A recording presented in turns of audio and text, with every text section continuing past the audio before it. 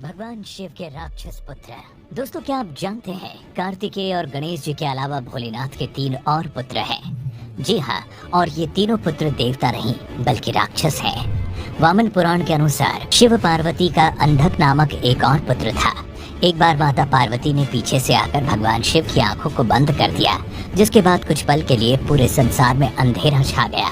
तब शिवजी ने अपनी तीसरी आंख खोल दी, जिससे संसार में तो रोशनी हो गई, पर उसकी गर्मी से पार्वती जी को पसीना आ गया। उन पसीने की बूंदों से एक अजीबोगरीब जटाधारी काला बालक प्रकट हो गया। उस बालक का मुंह बहुत बड़ा और डरावना था। जब माता पार्वती ने भगवान शिव से उसकी उत्पत्ति के बारे में पूछा, तब भोलेनाथ ने बताया कि वो उन्हीं का पुत्र है।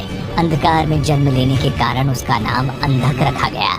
कुछ समय बाद दैत्य हिरण्याक्ष के पुत्र प्राप्ति का वर मांगने पर भगवान शिव ने अंधक को उन्हें पुत्र के रूप में दे दिया। अंधक असुरों के बीच ही पला बढ़ा और आगे चलकर असुरों का राजा बन गया। वही अंधक ने तपस्या करके ब्रह्मा जी से वरदान मांग लिया कि उनकी मौत तभी हो जब वो यौन लालसा से अपनी माँ की ओर देखे। अंधक ने सोचा कि ऐसा कभी नहीं होगा, क्योंकि उसकी कोई माँ नहीं है। वरदान मिलने के बाद अंधक देवताओं को परास्त करने तीनों लोगों का राजा बन गया।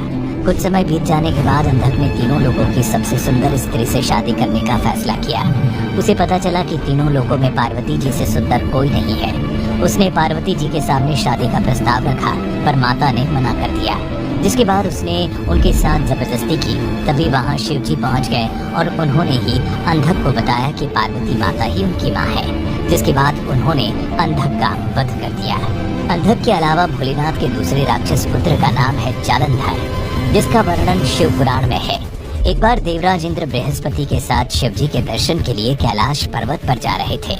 उधर महादेव ने इंद्र की परीक्षा लेने का सोचा और जोगी का रूप धारण करके उनके रास्ते में बैठ गए। जब जोगी रास्ते के बीच से नहीं हटा, तब देवराज इंद्र क्रोधित हो उठे और उन्होंने अपने वज्र से जोगी पर आक्रमण करने का प्रयास किया। ये देख शिव जी भी क्रोधित हो गए और उनकी आंखें लाल हो गई। बृहस्पति भी समझ गए कि जोगी के रूप में ये कोई और नहीं बल्कि भगवान भोलेनाथ है। उन्होंने शिव जी से विनती की कि वो इंद्र को माफ कर दें। बृहस्पति की विनती पर शिव जी ने अपने नेत्र समुद्र की ओर कर दिए और अपनी क्रोधाग्नि को शांत किया। उसी क्रोधाग्नि से एक बालक का जन्म हुआ। वो बालक बहुत जोर जोर से रोने लगा। उसके रोने की आवाज से पूरा संसार बहरा हो गया। जब परेशान होकर सभी देवता ब्रह्मा जी के पास पहुँचे, तब उन्होंने बालक को गोदी में उठाया। तब उसने ब्रह्मा जी का गला बहुत जोर से पकड़ लिया, जिस कारण उनके आंसू आ गए। जिसके बाद ब्रह्मा ने इस बालक का नाम जालंधर रखा। वही समुद्र ने उसका पालन पोषण किया। एक बार जालंधर ने देवताओं की पत्नियों को सताना शुरू कर दिया और इसी के चलते वो कैलाश भी पहुंचा, जहां उसने पार्वती जी को अपने अधीन करना चाहा। ये देखकर पार्वती जी क्रोधित हो उठी, जिसके बाद से शिव और जालंधर के बीच युद्ध हो गया। लेकिन जालंधर की शक्ति के कारण महादेव हर प्रहार में विफल होते गए। लेकिन कहा जाता है कि उसकी शक्तियों की असली वजह उसकी पतिव्रता पत्नी थी। लेकिन एक बार भगवान विष्णु जालंधर का रूप धारण करके उसकी पत्नी के समक्ष पहुँचे और वो भगवान विष्णु के साथ पत्नी जैसा व्यवहार करने लगी, जिससे उसका पत्नी धर्म टूट गया।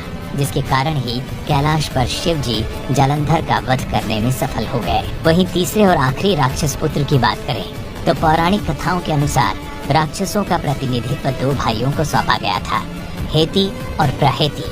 ये दोनों ही दैत्यों के प्रतिनिधि मधु और कैटभ के समान ही बलशाली और पराक्रमी थे।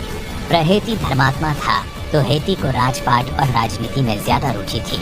राक्षस राज हेति ने अपने साम्राज्य विस्तार हेतु काल की पुत्री भया से विवाह किया। भया से उसके विद्युकेश नामक एक पुत्र का जन्म हुआ। विद्युकेश का विवाह संध्या की पुत्री सालकंटाकटा से हुआ। सालकंटकटा व्यभिचारिणी थी। इस कारण जब उसका पुत्र जन्मा तो उसे लावारिस छोड़ दिया गया। पुराणों के अनुसार जब भगवान शिव और माँ पार्वती की उस अनाथ बालक पर नजर पड़ी, तब उन्होंने उसको सुरक्षा प्रदान की। भोलेनाथ ने उसका नाम सुकेश रखा। इस तरह से एक राक्षस लावारिस बालक को भगवान शिव और माता पार्वती ने अपना पुत्र बना लिया।